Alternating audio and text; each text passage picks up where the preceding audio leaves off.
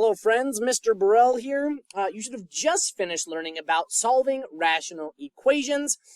So now we're going to talk about solving rational inequalities. Okay? We'll remind ourselves what the difference between an equation and an inequality is, and then we'll talk about the methods that we use for solving these sorts of rational inequalities. Okay, so by the end of this lesson, hopefully you're able to write an interval for a number line graph in both inequality notation and interval notation. We'll talk about those. Find critical values of a given rational inequality. And we're going to talk about solving inequalities algebraically and then graphing your solutions on a number line. Okay? So first of all, let's talk about some definitions. When we're talking about inequalities, we're not talking about one singular answer like x equals 5. We're talking about an interval or a range of answers. Okay, so like x is greater than or equal to 5 would be an example of a solution to an inequality, where my answer is not just 5, but all the numbers greater than or equal to 5. So when I'm talking about an interval, I'm talking about a range of numbers that includes all the numbers that lie either above or between two specific numbers. So I could also talk about like the interval from 5 to 8 or something like that, which would mean all the numbers between 5 and 8. And we'll talk about the parentheses versus the bracket here in just a minute. So when talking about rational inequalities, we need to talk about critical values, which are any x values that would make the numerator or the denominator equal to 0. Okay, we talked about excluded values with solving rational equations and simplifying rational equations that were any x value that would make the denominator equal 0, meaning I couldn't divide by 0. Critical values with rational inequalities, we're going to talk about the numerator and the denominator equaling 0. Okay, so to find critical values, we're going to factor the numerator and the denominator and set every factor equal to 0 and solve for x. Okay, so first of all, when we're talking about inequalities, let's just look at some symbols, some notation.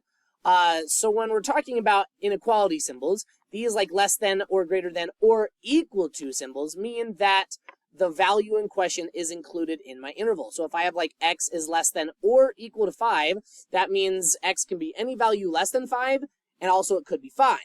Whereas if I wrote x is less than 5, again, that means x can be any value less than 5, but it can't include 5. Okay? In an interval notation, I would use brackets, these closed square brackets, to denote that a certain value would be included, and parentheses to denote that a certain value would not be included.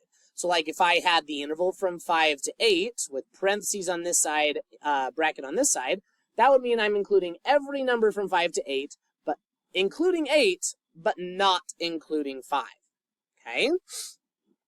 On a number line, a filled-in circle, you should be familiar with this, a filled-in circle would denote that that value is included, whereas an open circle would mean that value is not. So if I had a number line and say this was 1 and this was 7, and this right here was my symbology, that would mean I'm including every number between 1 and 7, and I'm including 7, but not 1. Okay? So that's just a reminder of some of that notation. So for practice, let's write the intervals for these number lines in inequality and interval notation. So on graph number 1, it looks like I have all the numbers less than -2 and all the numbers greater than 5. So I would write x is less than -2, and x is greater than 5. Okay, it would look something like that. I'm not including the equality bars because those are open circles. That would be inequality notation. Interval notation would look something like this: -infinity to -2, and 5 to infinity, with parentheses on all of those. I always have parentheses when I'm talking about infinity, because infinity is not an actual number. It's a discussion for another time. And I have parentheses on the -2 and the 5 because I have open circles. Okay. On graph number 2, I have all the numbers between -2 and 5, including -2, but not including 5. So in an inequality notation, I would write it something like this: -2 is less than or equal to x, which is less than 5. I could split that into two separate inequalities, but oftentimes you'll see something like this where I'm talking about all the numbers in between two values. I'll see it written as one inequality statement. And then my interval would be -2 to 5 with a bracket on the -2 and a parenthesis on the 5. Let me move my face out of the way so we can see some of these bottom ones better. Graph number 2 is similar to graph number 1, but it would be x is less than or equal to -2, and x is greater than 5. And then my intervals would be negative infinity to -2 with a bracket on the -2. And then 5 to infinity with a parentheses on the 5. And then the last one would be -2 is less than or equal to x, which is less than or equal to 5. And then here would be the interval notation, -2 to 5 with brackets on both sides. Hopefully those are things you've already done, dealing with number lines and interval and inequality notation, but just a reminder as we're moving forward to start talking about these rational inequalities. Okay, so to start going about solving these rational inequalities, we're going to start by finding critical values. Okay, so reminder to find critical values, I'm going to set the top and the bottom of each of these fractions equal to 0. Okay, excuse me. So I'm going to go ahead and write CV for critical values, each of these spots. So if I set x squared minus 9 equal to 0, x squared minus 9 equals 0, I'll add 9 to both sides, x squared equals 9. The square root of 9 is going to give me critical values of 3 and -3. Remember, whenever I take a square root like that, I'm going to get two answers, because 3 squared and -3 squared both give me 9. And if I set 5 minus x equal to 0 and add x to the other side, I'm going to end up with x equals 5. Okay, so those are my 3 critical values for that problem. I will quickly find the critical values on 6, 7, and 8. Here I just have 1 in the numerator, so there's no x values or critical values that are going to come from the numerator. In the denominator, I have x plus 5, which gives me a critical value of -5, and 4 minus x, which is going to give me a critical value of 4. Here I'm going to have critical values of -4 and +4. From the numerator, I have -4. From the denominator, I have +4. Now on number 8, I'm going to have critical values of x equals -2. That's what happens when I set this equal to 0. And setting 2x plus 6 equal to 0, I'm going to have to subtract 6 on both sides, and then divide by 2. So x equals -3 is going to be my critical value there. Okay? So that's the first step in solving these rational inequalities, is I find all of the critical values. Okay? So these are points where either my function is going to be defined or undefined. These might be, depending on the inequality symbols here, they might be included in my solution intervals and they might not. We're going to determine all of that on the next slide. Okay? So now what I'm going to do is I'm going to plot those critical values on a number line. Okay, let's start by doing that. So I had critical values on number 5 at 5, 3, I'm not going to fill them in yet, 5, 3, and -3. I'm going to plot open circles for now, and we'll fill them in as necessary in just a little bit. Here we had critical values at -5 and +4.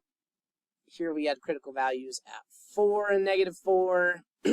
Here we had critical values at -2 and -3. Okay, my face is probably okay there because we don't have any values over there.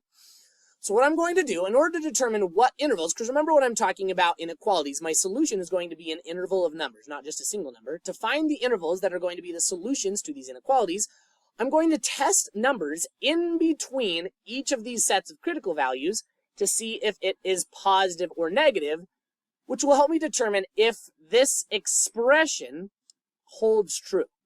So let me explain what that means. So I'm going to pick a number in this interval over here, some number bigger than 5. I'm going to choose 6. So if I plug 6 in for x here, I'm going to get 6 squared minus 9 over 5 minus 6, which is 36 minus 9 is 27 over -1. Which is -27.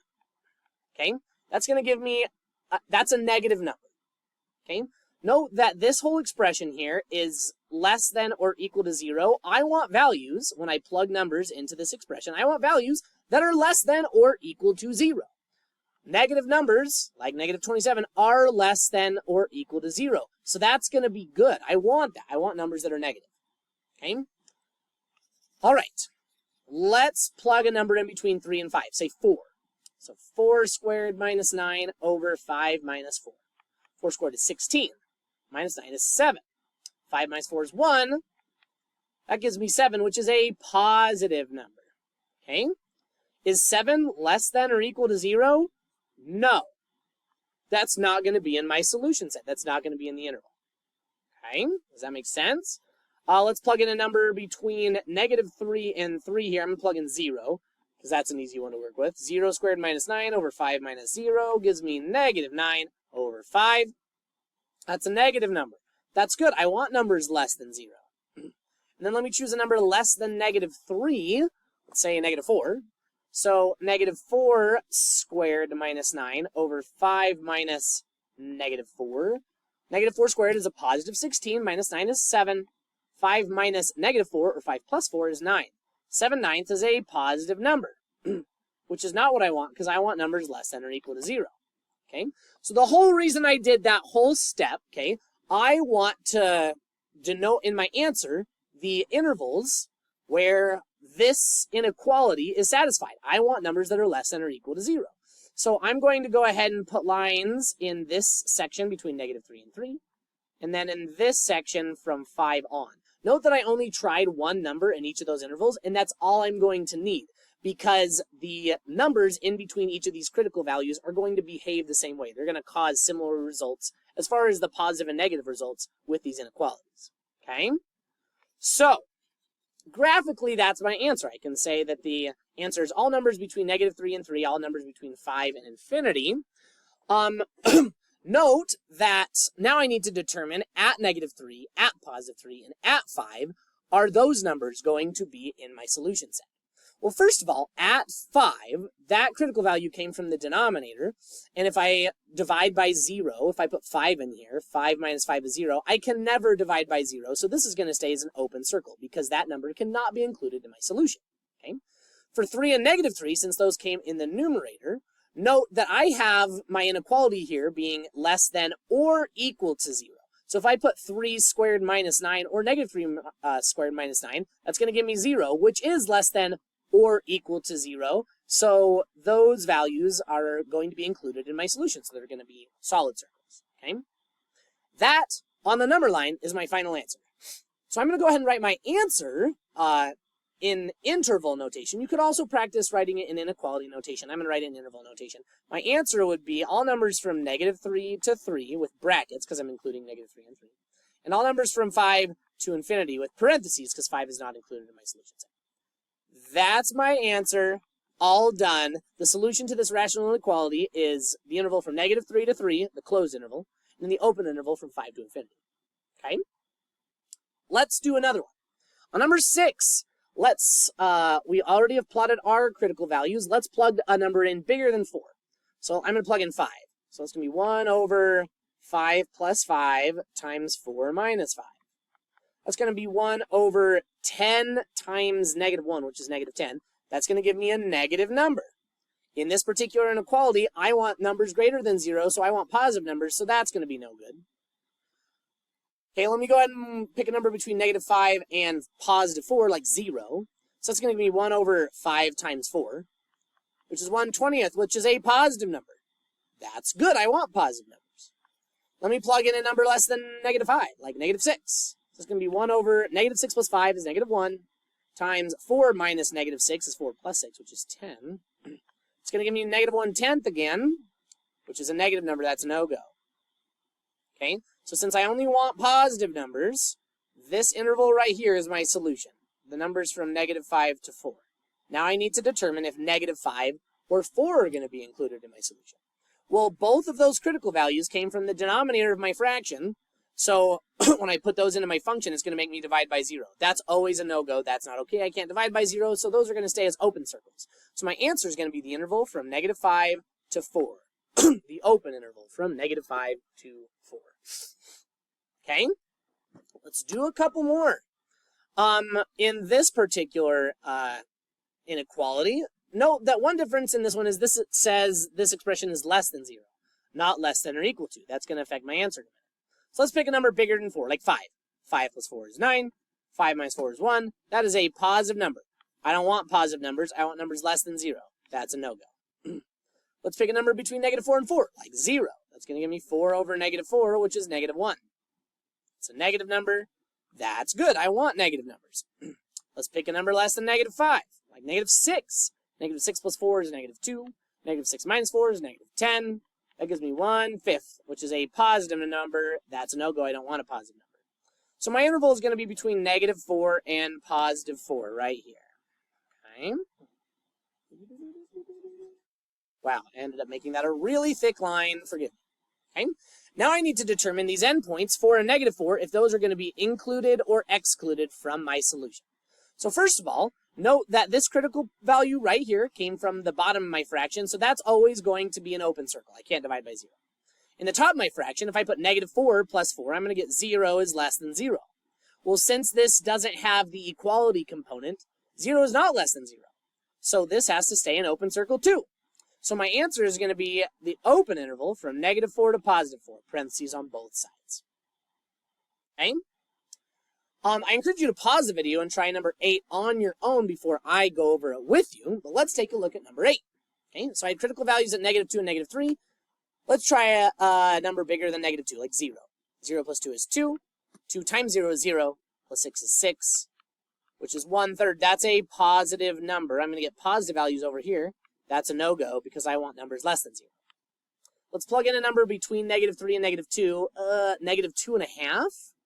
So negative 2.5 plus 2 over 2 times negative 2.5 plus 6. Let's see, negative 2.5 plus 2 is negative 0.5. 2 times negative 2.5 is negative 5. Plus 6 is 1. Negative 0.5 divided by 1, that's going to be a negative number. Whoop. That's what I want. I want negative numbers. I want numbers less than 0. Okay. Let's pick a number less than negative 3, like negative 4. Negative 4 plus 2 is negative 2. Negative 4 times 2 is negative 8. Plus 6 is negative 2. Negative divided by negative is a positive 1. So I get positive values over here, which is not what I want. Okay. So, my answer is going to be all the numbers between negative 3 and negative 2. You can kind of... So now I need to determine which of those are open or closed circles. Negative 3 came from the denominator. That's always an open circle. So negative 2 coming from the numerator, since this is less than or equal to, that's going to be a closed circle. So my answer here is going to be negative 3, negative 3 to negative 2 with an open parenthesis on negative 3 and a closed bracket on negative 2. Okay. So that's it. Hopefully you feel comfortable writing intervals from a line graph, finding critical values from these rational inequalities, and solving those inequalities on a number line, and writing your answer in interval notation. So that's solving rational inequalities. Please let me know if you have any questions. Come find me if you have those questions, and I hope you had as much fun as I did.